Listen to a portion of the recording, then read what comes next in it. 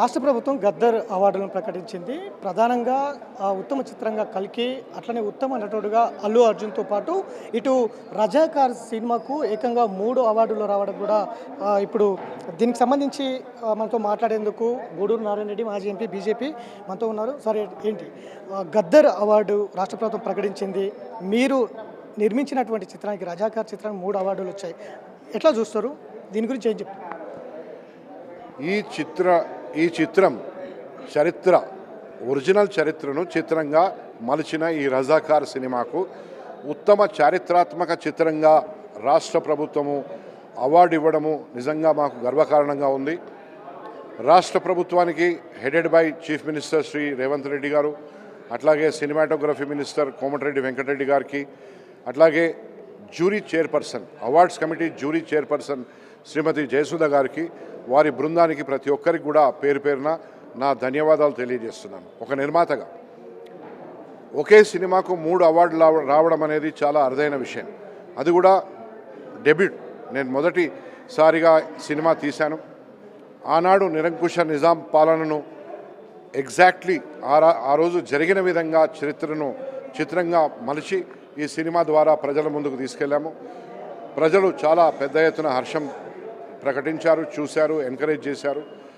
ఎన్ని అడ్డంకులు గత ప్రభుత్వంలో ఎన్ని అడ్డంకులు ఎదురుపరిచినా, ఎన్ని అడ్డంకులు సృష్టించినా దేన్ని కూడా ఖాతరు చేయకుండా, అట్లాగే ఇంటర్నేషనల్ కమ్యూనిటీ నుంచి కూడా కొంతమంది నుంచి 1106 థ్రెట్స్ వచ్చినా లెక్క చేయలేదు.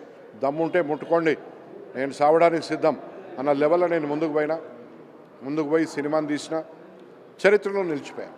చాలా ఆనందంగా ఉంది ఈరోజు ఈ 3 అవార్డులు రావడము. అది కూడా ఉత్తమ చారిత్రాత్మక సినిమాగా, మామూలు విషయం కాదు. ఎందుకంటే ఖచ్చితంగా చెప్తున్నా, ఈనాడు కేసీఆర్ ప్రభుత్వం ఉంటే దీనికి ఒక చెత్త కాగితం అవార్డు కూడా ఇవ్వకపోతుండే. ఎందుకంటే రజాకార్లకు వారసునిగా వ్యవహరించాడు. ఆనాడు 7వ నిజాం మీర్ ఉస్మాన్ అలీ పాషా గోరి మీద పోయి తలకాయ ఆనిచ్చి వచ్చిండు. ఆయన కొడుకు దీన్ని చాలా తీవ్రంగా వ్యతిరేకించిండు. సో ఈరోజు మాత్రం ఖచ్చితంగా నేను ఐ హ్యావ్ టు అప్రిషియేట్ ఒక సెక్యులర్ భావాలు ఉన్న ప్రభుత్వము ఈ అవార్డుకు నిజంగా ఉత్తమ చారిత్రాత్మక సినిమా, అట్లాగే బెస్ట్ మ్యూజిక్ డైరెక్టర్ భీమ్స్, అట్లాగే మా ఉత్తమ మేకప్ ఆర్టిస్ట్ శ్రీనివాస్కు అవార్డు లభించడము చాలా గొప్ప గర్వకారణంగా భావిస్తున్న స్టేట్ అవార్డ్స్. ప్రధానంగా నంది అవార్డు ప్లేస్లో గద్దర్ అవార్డు రాష్ట్ర ప్రభుత్వం తీసుకొచ్చింది. ఇది నంది అవార్డులను అవమానపరచడమే. ఒక అర్బన్ నక్సలైట్ మీద ఇట్లాంటి అవార్డులు తీసుకురావడం ఇది మంచి పద్ధతి కాదు అంటూ కూడా మీ పార్టీ గతంలో విమర్శలు చేసింది బలంగా. సో అట్లాంటి అవార్డ్స్ మీరు తీసుకోవడాన్ని దీన్ని ఎట్లా అర్థం చేసుకోవాలి?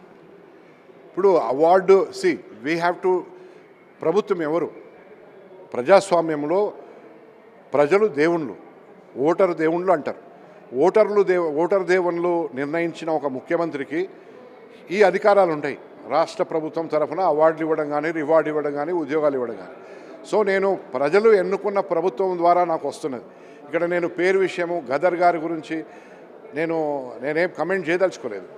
ఎందుకంటే ఇదే గదర్ గారి స్థానంలో డాక్టర్ సి నారాయణ రెడ్డి ఉంటుండే, లేక మందకృష్ణ మాదిక్ గారు ఉంటుండే, లేక కృష్ణయ్య గారు ఉంటుండే, లేకుంటే జయశంకర్ గారు ఉంటుండే, ప్రొఫెసర్ జయశంకర్ గారు, లేకుంటే ఇంకెవరైనా పెద్ద మహాత్ములు సర్దార్ వల్లభాయ్ పటేల్ కూడా ఉంటుండే. సో ఎందుకంటే మన రాష్ట్రానికి ఆయననే హీరో. ఆయన లేకుంటే ఈరోజు ఈ రాష్ట్రం లేదు, ఇది పాకిస్తాన్లో కలిసిపోయేది. కలిసిపోవడానికి ఆనాడున్న కేంద్ర ప్రభుత్వం కూడా సహకరించింది. సో ఇక్కడ award, state award which is given by the state government elected by the people, the voter gods. Sir ఇంకొక ప్రధానమైన అంశం సార్, పుష్ప మీద అనేక విమర్శలు వచ్చాయి. గతం నుంచి చూస్తూనే ఉన్నాం.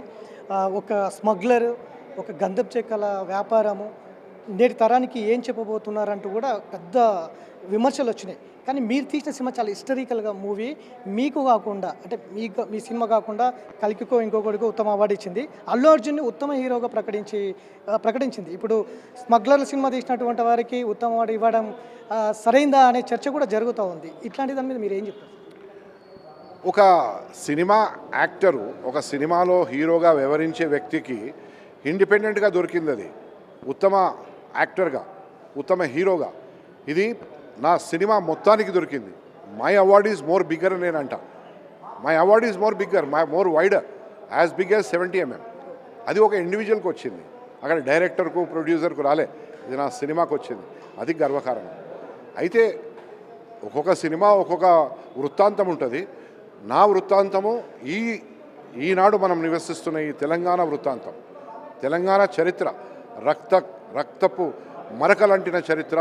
ఆనాడు నిరంకుశ రజాకారులు, ఆనాటి 7వ నిజాం మీర్ ఉస్మాన్ అలీ పాషా గారి నేతృత్వంలో వ్యవహరించారు. 2 లక్షల మంది హిందువులను ఊచకోత కోశారు, మగవారిని, స్త్రీలు 65,000 మందిని మానభంగాలు చేశారు. ఆ చరిత్రను నేను చిత్రంగా చూపించిన.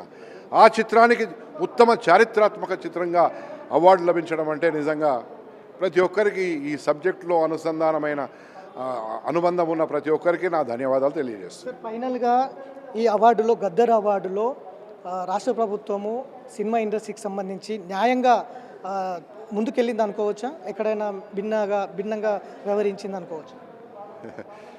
ఐ డోంట్ కమెంట్ బికాజ్ నేను ప్రొడ్యూసర్ని, నేను అవార్డు రిసీవర్ని కాబట్టి, రెసిపియంట్ కాబట్టి I don't want to comment. మా నాయకులు ఆల్రెడీ దీని మీద మాట్లాడారు, పెద్దలు, ఉన్నత స్థానంలో ఉన్నవాళ్ళు.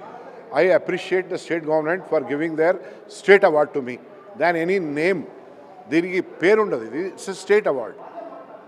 I appreciate the government. So ఇది మొత్తం మీద రజాకార్ సినిమాకు ఏకంగా 3 అవార్డులు గద్దర్ అవార్డ్స్ రావడం చాలా సంతోషంగా ఉంది. ఖచ్చితంగా ఇట్లాంటి సినిమాలకు ప్రభుత్వం ప్రోత్సహించడం, ఇట్లాంటి సినిమాలకు చారిత్రాత్మకమైన సినిమాలుగా గుర్తించి అవార్డులు ఇవ్వడం చాలా సంతోషకరమైన విషయం అనేది ఆయన అభిప్రాయపడుతున్నారు. వీడియో జర్నలిస్ట్ గౌస్తో Venkat, big TV, Hyderabad. For more videos like this, subscribe Big TV channel.